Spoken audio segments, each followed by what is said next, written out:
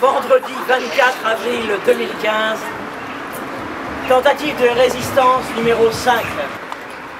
Suite à mon absence injustifiée de ces dernières années, suite à mon départ, et croyez, Français, Françaises, que j'en suis désolé, suite à mon absence injustifiée, je me permets, moi, Marie de la Gaule, de reprendre la parole devant vous, car l'heure est grave. Non, Français, Françaises, je ne vous ai pas abandonné. Zone Libre, donc c'est un projet, ou plutôt j'appelle ça un dispositif, donc que j'ai créé à mon arrivée à Aurillac en 2008, puisque on m'a proposé d'être donc artiste associée au théâtre et à la ville d'Aurillac. Elle s'est dit, je ne peux pas être simplement artiste comme ça dans ma bulle, je ne sais pas quoi, dans ma tête, il faut que j'ai un lien au territoire, un lien aux gens. Donc elle s'est donnée comme cahier des charges, un petit peu toute seule, hein. C'était pas la DRAC qui lui a demandé de faire ça au départ.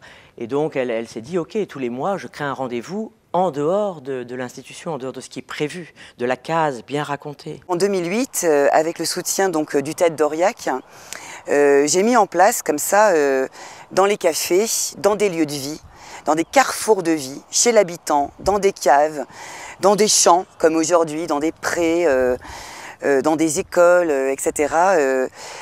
Donc des formes artistiques qui questionnent et qui interrogent donc cette façon d'écrire le monde. Tentative de résistance numéro 2. Je suis vieille. Je suis la vieille de tout le monde. Celle qu'on fait venir au dessert dans les banquets républicains en espérant qu'elle pousse la chansonnette. Je suis la vieille qui peut vous faire pleurer avec le chant des partisans. Je suis la vieille qui vient se baffrer de chantilly avant de sucrer les fraises. Et ne croyez pas que les vieux ne mangent pas, je suis la vieille qui vit trop longtemps et vient vous prendre le pain de la bouche. Il me semblait impératif, parce qu'on n'est tout simplement pas prophète en son pays, de donner à entendre et à voir aussi d'autres artistes comme moi qui cherchaient, à travers cette langue d'aujourd'hui, une langue qui est sans cesse en invention, sans cesse renouvelée, puisqu'aujourd'hui cette langue elle est libre de tout, hein. L'auteur aujourd'hui il s'empare voilà, du langage internet, il s'empare du verlan, de la philosophie, du langage mathématique, du langage informatique. Donc cette langue d'aujourd'hui elle est extrêmement riche, c'est une espèce d'immense tohu-bohu voilà, qui s'empare de tous les codes, les symboles, de toutes ces façons de parler le monde. Voilà, un artiste c'est quelqu'un qui va aller à la rencontre de l'autre. Et même si la parole est exigeante, même s'il y a écriture, même s'il y a quelque chose du contemporain, le plus peut-être arraché, impossible à comprendre, c'est là aussi que ça doit se jouer. C'est souvent aussi des écritures qui sont très contemporaines, donc vivantes et qui ont un rapport avec une actualité qui nous touche.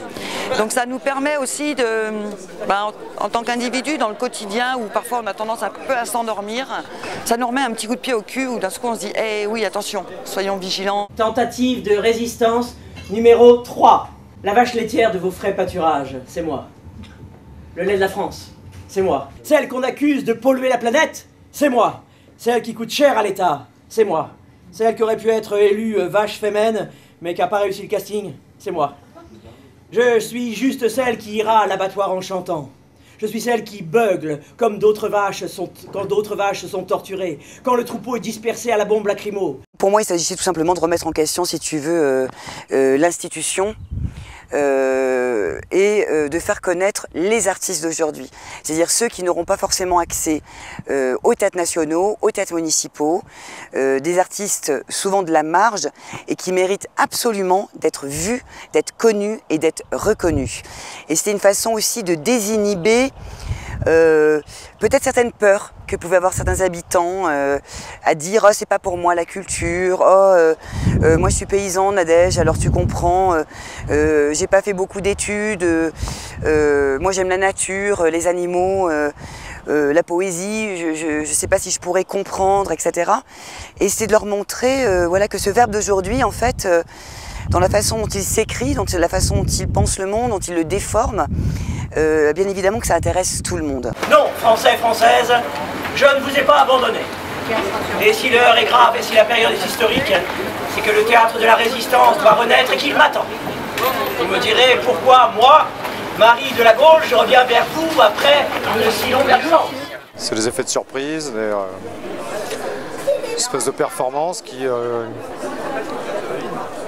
qui amène un regard un peu décalé sur le coin, mais aussi dans des lieux qui sont eux-mêmes décalés, parce que pas du tout dédiés normalement à ce genre d'intervention. Cette rencontre avec des gens qui ont leur panier ce matin, par exemple, au bras, et qui s'arrêtent quand même pendant 10 minutes alors qu'ils n'avaient pas prévu, ça c'est... Et dans ces cas-là, moi, effectivement, je me demande comment c'est possible même. Quelle est cette magie qui fait qu'eux, ils vont s'arrêter? Ces gens qui ne savent rien de ce que je suis, ils ne viennent pas parce que je suis célèbre, ils ne viennent pas parce qu'ils pensent que c'est l'écriture contemporaine, ils ne viennent pas. Donc ils s'arrêtent simplement comme ça dans leur quotidien. Mais c'est la plus grande magie qui existe. C'est vrai que les personnes qui assistent aux zones libres sont des personnes qu'on ne voit pas forcément au théâtre, sont des personnes... donc cette ouverture culturelle, elle est extraordinaire. Moi, ma plus grande récompense, et pour les artistes que j'invite aussi, c'est la convivialité, c'est le dialogue. À nouveau, les gens se remettent à parler, à réouvrir la question du sens.